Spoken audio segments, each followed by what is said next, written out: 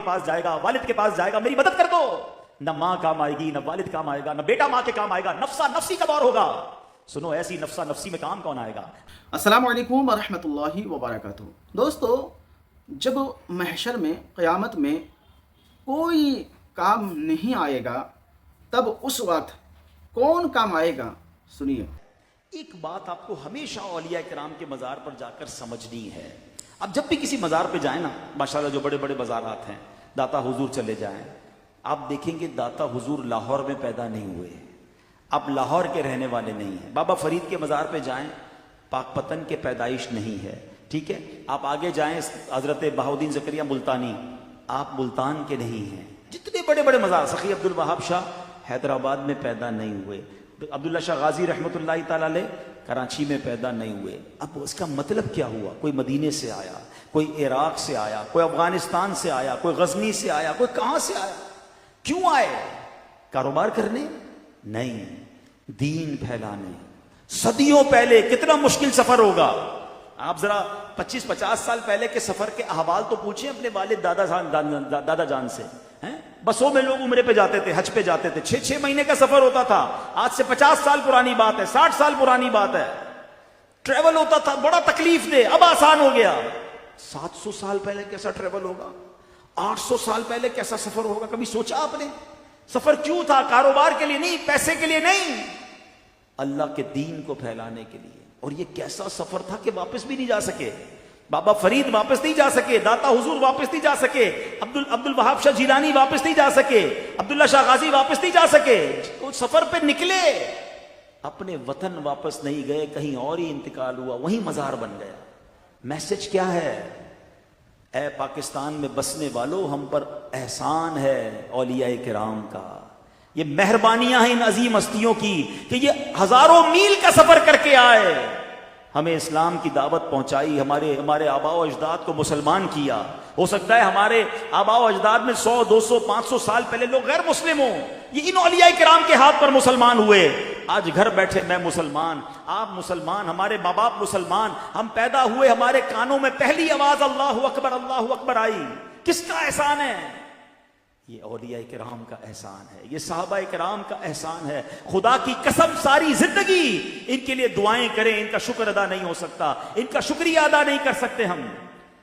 अफसोस ये होता है, बदकिस्मती से आजकल प्लानिंग के जरिए लोगों को औलिया से दूर किया जा रहा है, लोगों को जनाब सहाबा और अहले बैत की मोहब्बत दिलों से निकाली जा रही है। अरे पाकिस्तान, हिंदुस्तान वाले मुसलमान कैसे हुए? अगर ये औलिया सफर ना करते, ये सहाबा सफर ना करते, ये अहले बैत के लोग सफर ना करते, तो सोचना है मेरे प्यारे इस्लामी भाइयों, हमें ये औलिया किराम से दिलो जान से मोहब्बत करनी है। मगर इससे एक मैसेज भी तो लो ना। क्या इनके मजार पर आकर सिर्फ हाजिरी देनी है, लंगर खाना है, नारे लगाने चले जाना है?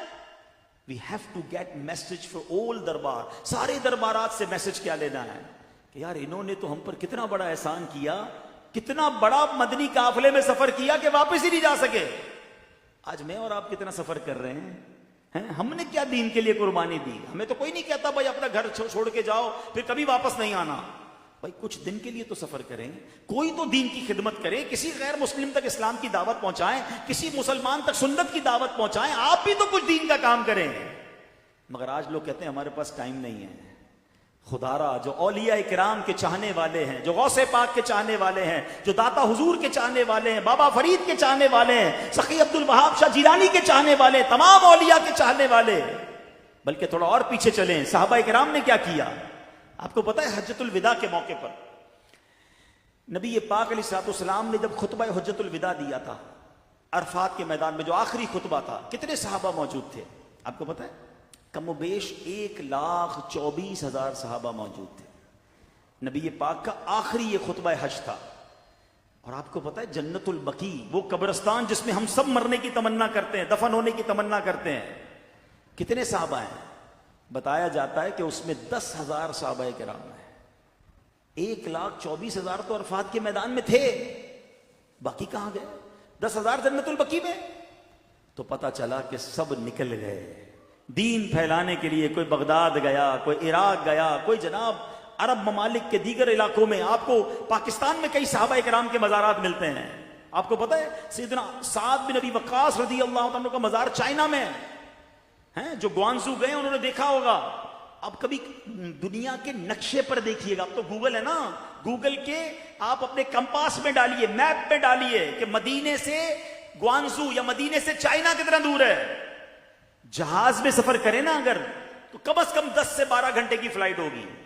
اور زمینی سفر آج بھی روڈ بننے کے بعد بھی کئی دنوں کا سفر بنے گا. سوچو 1400 سال پہلے یہ سفر کیسے ہوا ہوگا، کتنے پہاڑ آئے ہوں گے، کتنے سمندر آئے ہوں گے، کتنے دریا بیچ میں آئے ہوں گے. مگر مدینے سے کہاں پہنچ گئے؟ چائنا پہنچ گئے اللہ کے دین کو پھیلانے کے لیے. آج کروڑوں مسلمان ہیں چائنا میں، کس کا فیضان ہے؟ کبھی سوچا آپ نے؟ کتنی محبت ہونی چاہیے ہمیں ان صحابہ کرام سے، اہل بیت سے، اولیاء سے، کہ آج 200 کروڑ مسلمان دنیا میں موجود ہیں. یہ کس کا کام ہے؟ یہ کس کا فیضان ہے؟ یہ نبی پاک کی فیض نظر سے صحابہ اور صحابہ کے بعد یہ کام کیا اولیاء کرام نے. لیکن کیا اس کام کو اب ختم کر دینا ہے؟ ہم نے نہیں کرنا. ہم نے اس چراغ کو لے کر آگے نہیں چلنا. اب تو نیا فتنوں کا دور ہے. اب تو اسلام کے نام پر جناب عجیب و غریب معاملات ہو رہے ہیں. اب تو اور ضرورت ہے کام کرنے کی، کہ بیچارہ جو نیا مسلمان ہوتا ہے اس کو پتہ ہی نہیں چلتا میں کس کی حد میں چڑھ گیا ہوں. صحیح اسلام کیسے پہنچاؤ گے؟ ہم صرف گھر میں بیٹھے رہیں گے، سوشل میڈیا پہ گھنٹوں گزارتے رہیں گے؟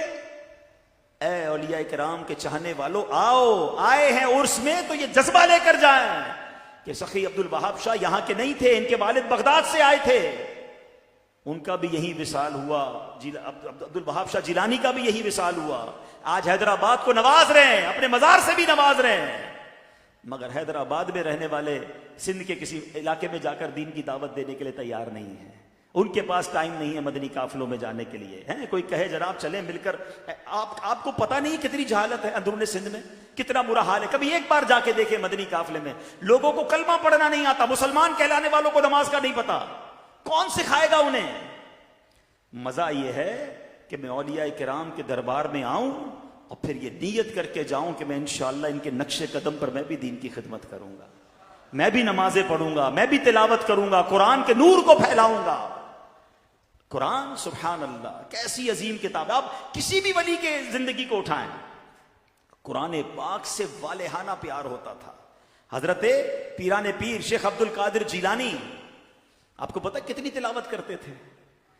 آپ کے بارے میں آتا ہے 15 سال تک روزانہ ایک بار قرآن پاک ختم کرتے تھے.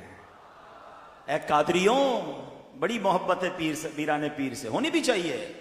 مگر کیا یہ محبت صرف 11ویں کی نیاز خانے تک ہے یا منقبت پڑھنے تک ہے؟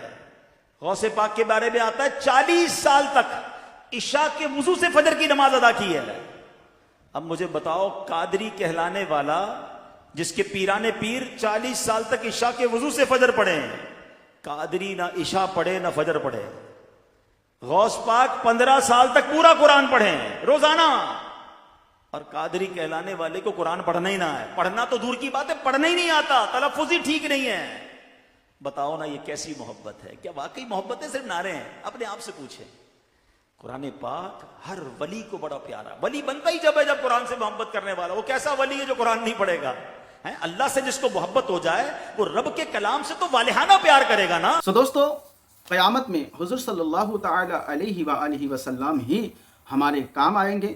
ان پر کثرت سے درود پڑھا کریں اور ان کے لائے ہوئے شریعت پر عمل پیرا رہیں. دوستو، یہ بیان کیسا لگا کمنٹ کر کے ضرور بتائیے گا. ملتے ہیں کسی اور ویڈیو میں، تب تک اپنا خیال رکھیں. خدا حافظ. السلام علیکم ورحمۃ اللہ.